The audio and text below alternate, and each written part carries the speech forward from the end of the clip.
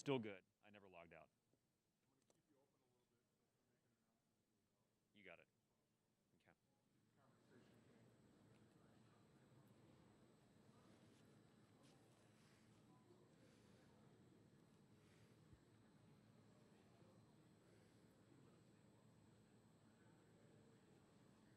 Dennis, can you keep a stopwatch? Yeah. Tell me when it started. Yeah. I started when the coach started talking last time. Figured it's a fine policy. Man, that 12 minutes really flies, though. It does. You have, and you know, You're talking about players and coach in 12 minutes? yeah. Okay. Now, I think these guys, from what I've seen, they get a little bit of time outside the locker room with players, which is good because, man, that is just something you miss not going into an NCAA locker room. Yeah. You get so much out of that. I remember in whatever year it was when Wisconsin lost on that Kentucky buzzer beater. Mm-hmm. And so we're in this hushed Badgers locker room in Texas. And this TV reporter from lacrosse or whatever was like, what went wrong? You know, really loud. Yeah. Oh, boy. Tough moment. Yep. Read the room. What's that? I have that one, so maybe I'll get one back today. Yes. Last reminder was, as Dennis did, just be sure and direct to which players. You got it. If any of you guys. Yep. Or for you and you, just give us some direction. That would be great. Sure thing. Thank you. You got it.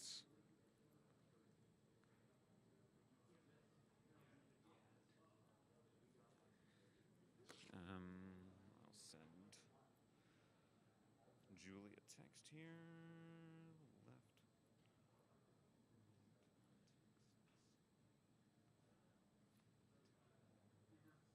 Alan. Marcus Carr. Andrew Jones, not the baseball player. Coach Chris Beard.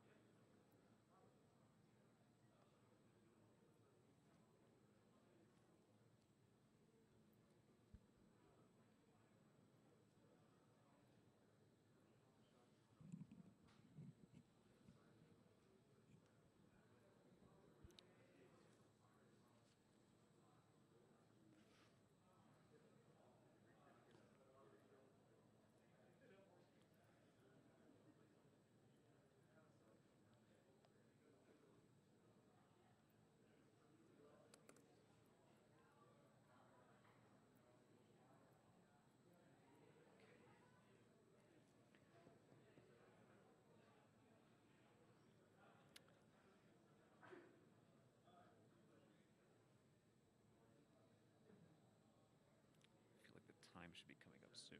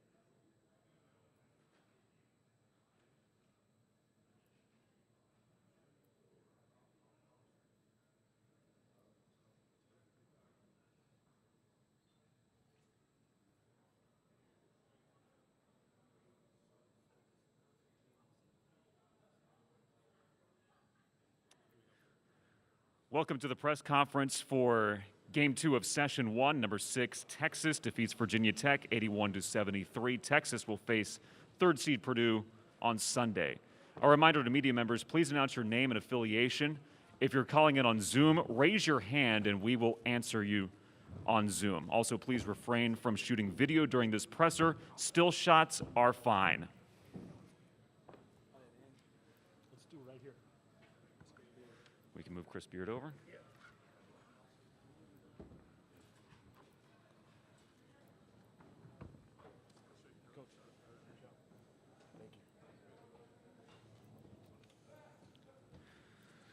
Coach Chris Beard is joining us. He is now 5-0 in the first round of the NCAA tournament in his career.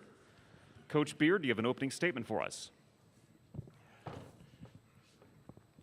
Yeah, it's definitely not about me. It's Josh Hagans, Keenan Evans, Andrew Jones, Courtney Ramey. These are the guys that have had some success in the tournament. So, first of all, from everybody in our organization, we congratulate Virginia Tech on a great season, a great run in their conference tournament. We had so much respect for them. We basically set it up for our guys as we got to go beat one of the best teams in the country in the first round. So this will be a confidence builder as the tournament goes on, because I do think we just beat one of the best teams in the tournament, which we'll have to go through several teams like this. But today was about us. I thought to hold that team to 4 made three-point shots was really where our defense was on point. And then offensively, when we can get the 5 guys to double figures scoring, I think we can play with anybody in the country. Super proud of our players. We had some guys that never played in the tournament, never won a game in the tournament, so definitely a happy locker room. We'll enjoy this for a few hours and get back to work. We'll take questions for the student athletes, starting here. Yeah, Brian Davis, Austin American Statesman. Marcus, Coach always talks about, finishing the first half strong. And I don't know there's a better way to finish it, but what did that shot do? And what kind of momentum do you think that gave you guys psychologically, if nothing else? Yeah, it was, kind of a momentum play, being able to hit that shot going into the half. Me and Coach kind of locked eyes. He told me 2 dribbles. We always count the dribbles whenever, there's a certain amount of time left. And, I let it go with confidence. That's a shot, I'm not going to lie. I do practice a lot. Anybody who knows me knows I shoot that shot a lot. So I wasn't really surprised when it went in. I'm happy it did. It gave us the lead going into half, and we were able to build off that. Right here. Steve McGarvey, Associated Press. For Marcus, how often do you practice that shot? And just what was the attitude like in the locker room coming in after that? Most days I don't leave the gym until I hit a half-court shot. So sometimes it takes me 1 rep, sometimes it takes me 11, however many it takes, But the guys were just happy that I hit that shot. Like I said, we just use it as momentum going into the second half. Right here.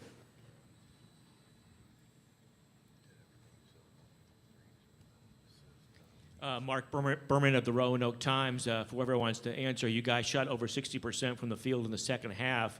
What got that offense clicking, especially in the when you made that big run to go from a 1-point lead to a 16-point lead? We'll start this way with Courtney, Andrew, Marcus, and then Timmy, please. I think the biggest thing that we did in the second half was move the ball and create shots for everyone. I think Marcus and Timmy had great chemistry in the second half of Marcus driving and getting Timmy shots. And then I think Andrew was aggressive the whole game, and it kind of triggered to me being more aggressive in the second half. We did a good job of taking care of the ball. Coach thought I was on, taking care of the ball. That's the best way we're going to survive in advance and get shots up. So as long as we move the ball has energy. And as long as the ball pop around and everybody gets touches, it's a good offense for us. Yeah, I think we did a better job of, locking in and guarding it in the second half as well. We always know whenever we're able to either turn the other team over or get rebounds and run, that's to our advantage, and we really tried to do that. And then, like these guys were saying, we were just moving the ball, popping it around, and, when we play like that, we're hard to guard. Like Marcus said, when we get stops, it creates great offense for us, and then just moving the ball and finding each other for open shots. And Drew carried us in the first half, so big shout out to him for that. He was lighting it up, so that's what got us through. Cedric Golden, Austin American Statesman, for all the guys. Starting with Courtney, all the talk leading in was Virginia Tech shooting a lot of threes and making a lot of threes, lights out. You guys not only held them to 4 made, but only 12 attempts. What did that say about your closeout defense and the intensity that you showed on that end? I think it showed that we were locked in on the game plan, and then when we're locked in, we can be hard to beat. And that was one of our biggest keys, was to limit their threes. And they're a great team. They had some good looks, and we were fortunate to win. We'll stay here on my right. Yeah, Jeff Howe, Horns 24/7. Andrew, you had a couple opportunities there on the press break late in the second half to get a run-out dunk, and you finally got one. How bad did you want it right there? And then go back to the first half. What were you seeing? How were you feeling there? Because it looked like you had, you were keeping your team in the game, making some big shots in the first half. The dunk felt great, but that's not why I was leaking out. I knew I was drawing a lot of attention in the second half, and I wanted to give Courtney, Marcus, and Timmy space so that I didn't crowd their playmaking ability. And, I just took the open shots that they gave me. My preparation finally showed. My guys were hitting me in my spots. We understood the game plan, and credit goes to them for, finding me in my open spots. Marcus, Bob Ballou, CBS Austin Sports. I know Andrew just touched on this, but 9 assists, 1 turnover tonight, and the turnover was super late. Can you just touch on how important and critical that was? And also, were the shoes new, or have you worn those this year? Where'd you get them? Yeah, I've always tried to pride myself on being a guy who, can take care of the ball. These guys definitely made it easy on me tonight.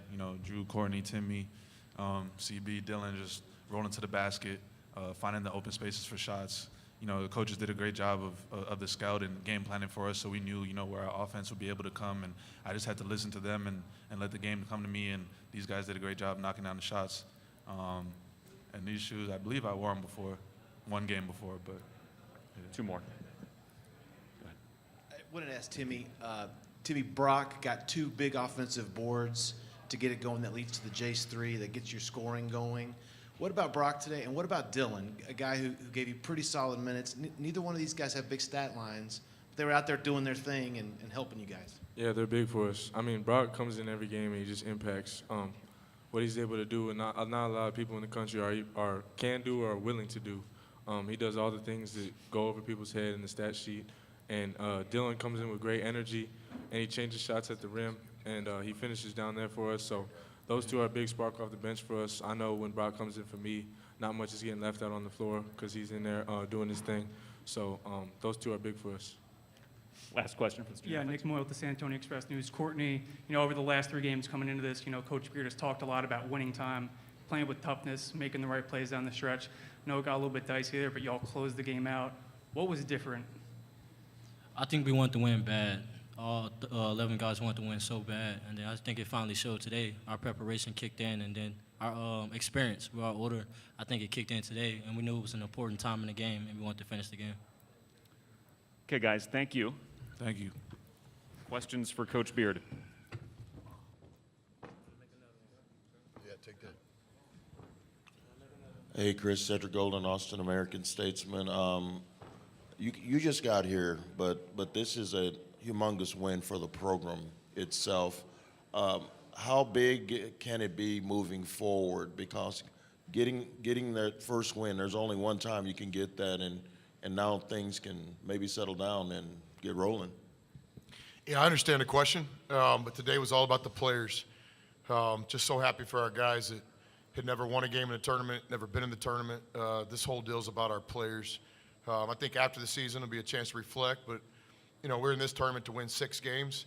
I've always thought the toughest game's the first one, so obviously we got a day to prepare, then we got to play against another one of the best teams in the country. Right here to Adam. Hey, Chris, Adam Rittenberg with ESPN. Just wondering how important the end of the first half is and how much you stress it, because it's been back and forth. He hits a big shot, and then you guys seem to take more control in the second half. Yeah, we did a good job coming out of a timeout and getting the last shot.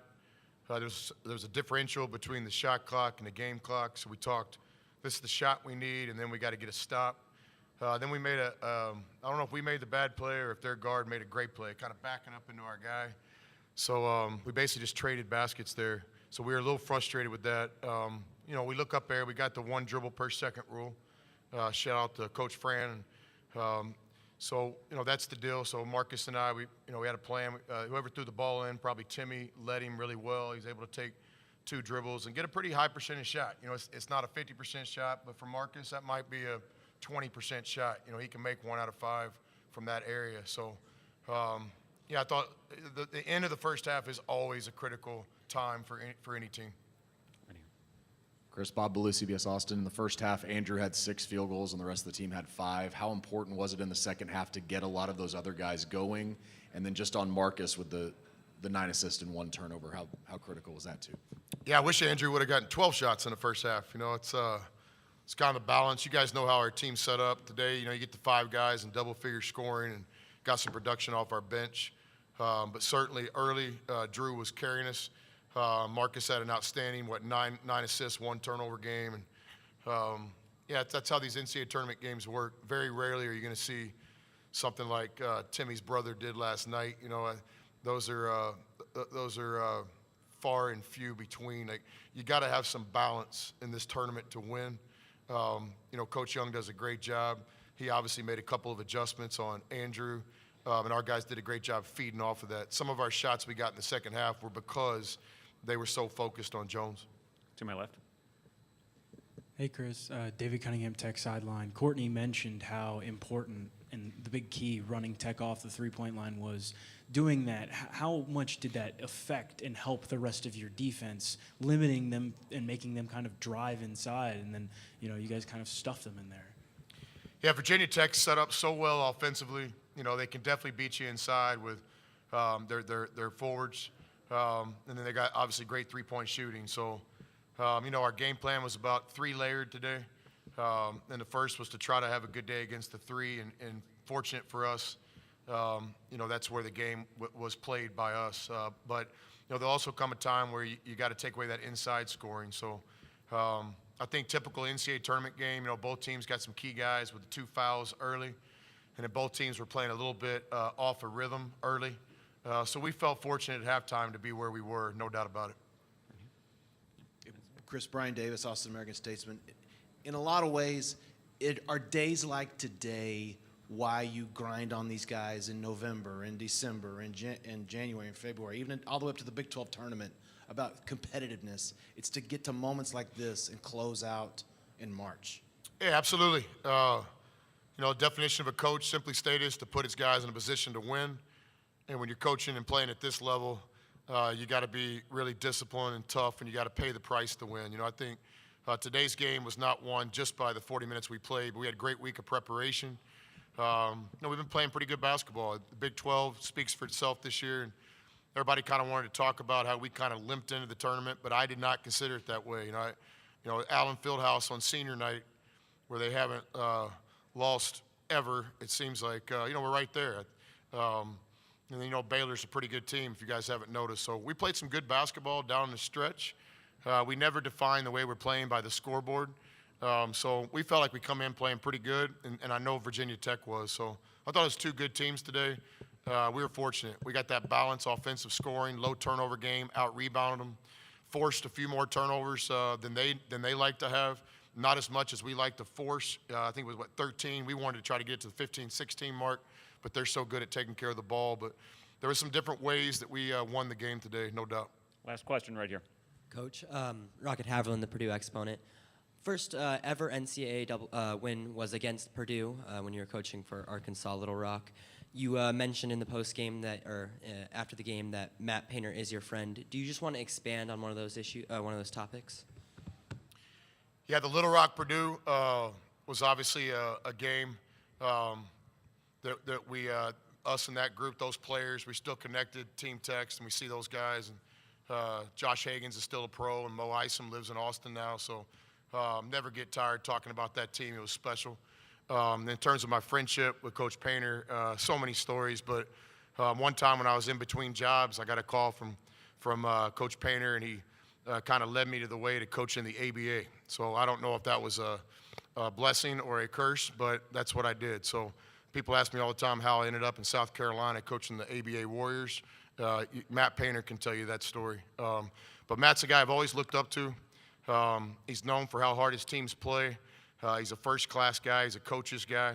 And so we'll have to play our best game of the year to beat a Purdue team that I think, you know, is picked by many to make the Final Four. But I believe we can play with them, and I believe we can beat them in a 40-minute game. We're just going to go have to play our best. We'll have to play our best game of the season to beat Purdue, and so that'll be our objective. All right, Chris, thank you for your time.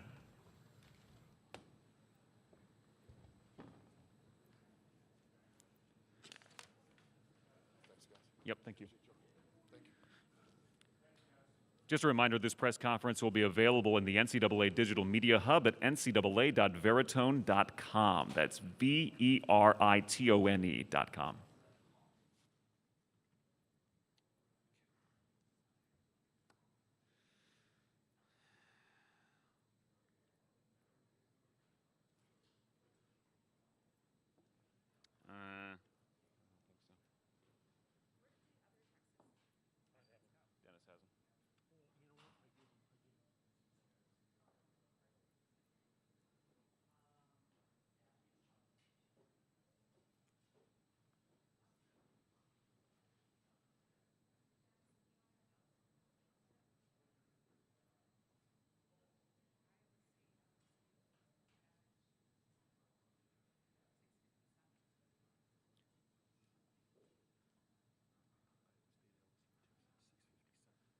Just an update, Iowa State and LSU will tip at 6:57. LSU, Iowa State at 6:57.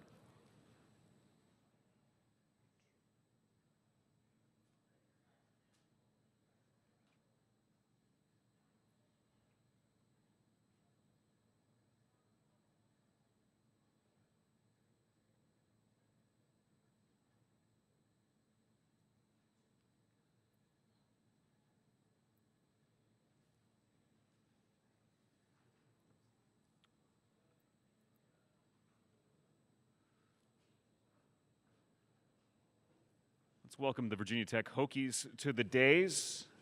Keve Aluma, Hunter Katura, and Coach Mike Young. Once again, a reminder, no video in this session. Still shots are okay. And please announce your name and affiliation. And if you're on Zoom, raise your hand and we will answer your question. We'll open it up to Coach Young for an opening statement. Longhorns outplayed us, needless to say. I tip my cap to Coach Beard and his staff and his players. They were better than we were this afternoon, and go back and look at it. But that's I don't know a lot more that needs to be said. Okay, right here, Mark. Sorry about that, guys. Obviously, you guys had the great run last week. What was helping you click last week that maybe you weren't able to duplicate or do as well tonight? This is for the student athletes. I would just say connectivity on the defensive end. I think we were super connected down in Brooklyn today. I thought we got off to a good start, held them scoreless to the first media. And then during the game, they were just getting their shots down. Credit to them. They made shots tonight. Keve? I agree with Hunter. Right here. Hey, Hunter, Gene Wong, Washington Post. You guys are usually so good taking care of the ball. You had 9 turnovers in the second half. Just what do you attribute that to? Yeah, I feel like we weren't strong with the ball today, including myself. I had 3 turnovers, which can't be happening in a tournament game like that. They just played pressure. Like I said before the game, they weren't going to make anything easy, and we were going to have to take care of the ball. David Cunningham, Tech sideline. Yeah, Hunter. They mentioned just a couple minutes ago that one of their big keys was running you guys off the three-point line. What did they do so well, blowing up screens, and how did that kind of alter the way you guys played offensively? Yeah, they did a good job of that. They were taking away easy catches on the top of the key. Whenever we came down the screen, they were topping it, not letting us come off easily. And so it kind of forced us to get to the basket and get twos. And so they were just going to live with that as long as we shot more twos than threes. That was their game plan, and it worked out pretty well for them. Excuse me, David Teal with the Richmond Times-Dispatch. Texas was 250th in the country in three-point percentage coming into the game, and yet today over 50%. Did you guys feel like you defended them well beyond the arc? Quebec. I don't think so necessarily. Jones, he was 5 for 6 in the first half, and then they banked in that one. I don't think so. I mean, you can always be better, but no, I don't think we defended them as good as we should have. Travis. Travis Wells, WDBJ. Can you guys just take us through that last sequence of the first half? I think they scored 6 points in the last 25 seconds or so, and then three-quarter court shot at the end. Did you feel fortunate at the half to only be down 2 because you guys had to sit most of that first half? Start with Hunter, then Keve. Yeah, obviously it's unfortunate whenever they throw a heave like that, contested and make it in. But we felt like we were in a good position. You know, we had me and Keve out for the last 6 minutes, so we knew we were going to be all right going into the second half. There's some things we had to fix in the second half. Yeah. Me? Go ahead. You got it. Go ahead. Steve McGarvey, Associated Press. For either of you, you talked about the second half. What made the difference there the first 5-10 minutes of the second half when Texas started to kind of stretch it out to a double-digit lead there? I think they were just hitting shots. You know, there were some things we could have been a little bit better at, but at the end of the day, they had good players, and those players stepped up and hit shots. So they did that, and that was about it, yeah. Last question for student athletes. For Kevin Hunter, David de Guzman, WFXR in Roanoke. I know the loss is still fresh, but how do you sum up this season, filled with highs and lows, an ACC tournament championship, and great teammates?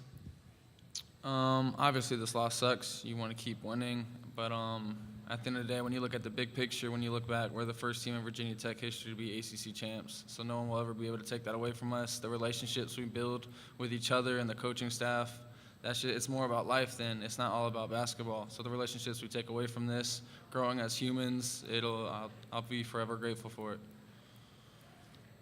Okay, guys, thank you for your time.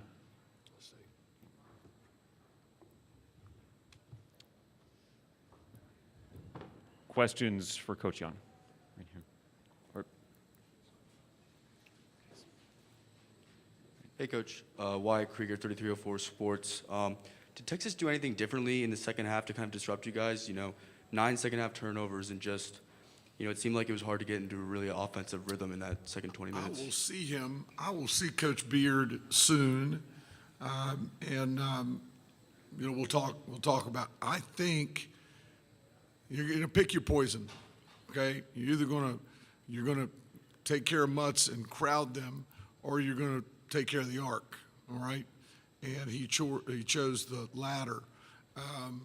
He would double Mutz and Aluma. The first early second half, they had a good one. We got it out of there, but it was violent, and they came out of it in pretty good shape. I think, you know, it's pretty telling. We only shot 12, and that's well below our average. We only made 4. That also is well below our average. And then, you know, I thought it was a bad call. The officials said it was a bad call. Aluma's second foul. Now, you know, the dynamics of the darn thing changed. You got to sit him for the last 6 minutes. But that certainly didn't beat us. Gene? Yeah, Mike, what was the impact of that three-pointer that they make at the buzzer Gene, there? it's a momentum thing. You got to water anybody? It's a momentum thing, all right? We're in great shape. Storm gets those 2 foul shots down. You know, we don't want them to roll it, all right, and scoop it up at midcourt and get that shot. The kid made a 3/4 court shot. Give me a break. But that is a momentum play. They have the ball to start the second half. I think they got something down there. Thank you very much. I think they got something down there. So, you know, those can swing some things, all right? Did it beat us? No, but it was a momentum for the Longhorns going into the half. And kind of as a follow-up to that, just obviously the loss is still fresh and raw, but when you look at the totality of the season, what you're able to accomplish, how would you kind of characterize the season overall for you guys? I just told them I need time to process it. Gene, I forget what it was. I know we were 10-10, 2-7 in the league, and I carried a great burden because we were a lot more talented than we were playing. And last time I checked, that's on me. But great character, and those guys hung in there, and they continued to come to practice, and they didn't separate. They hung in there as a unit. and started playing good basketball. Started rattling some games off and won, 9 of our last 11 or something like that. Don't play very well at Clemson. Clemson was good, physical, and got beat by a couple. We got to go to Brooklyn, New York, and play Clemson again. We get a basket in at the buzzer to advance. And then, rattle off consecutive wins, Notre Dame, North Carolina, and Duke to win the ACC championship. Not taking that away, ever. Want to continue to come here, need to win here. That's what we need to do. The great tournament. Texas is a little bit better. I'm not sure I answered your question, Gene. I think it's a pretty special season. Mark, then one more. Mark Berman, Roanoke Times. I know exactly who you are. To follow up on that, I know you didn't want to lose in the first round again, but do you feel like the ACC championship and back-to-back NCAA appearances something to build on with the program going forward? And obviously you don't know who's coming back or not, but do you feel like the pieces are in place and these back-to-back seasons are something to build on I think here? it's a pretty good step in a positive direction, and pretty good. David? Mike's coming your way.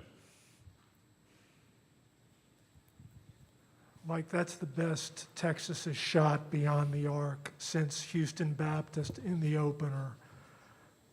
How would you assess your defense? Did you think you were there on closeouts?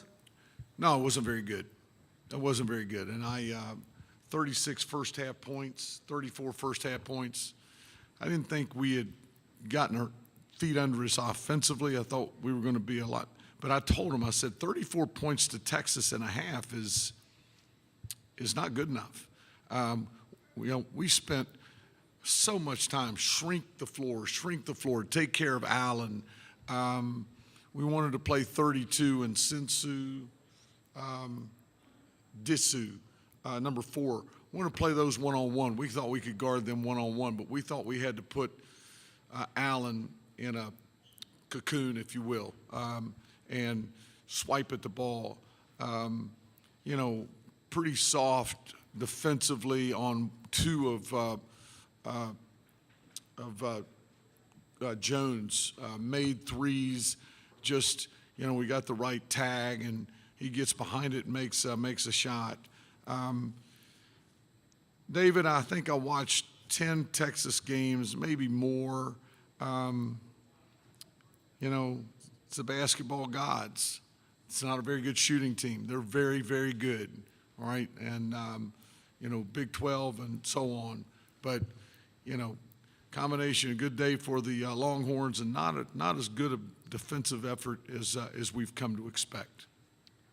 All right, Mike, thanks for your time. Thanks, everybody. Safe travels back to Blacksburg. Once again, a recording of this press conference will be available in the NCAA Digital Media Hub at ncaa.veritone.com. Thanks for your time.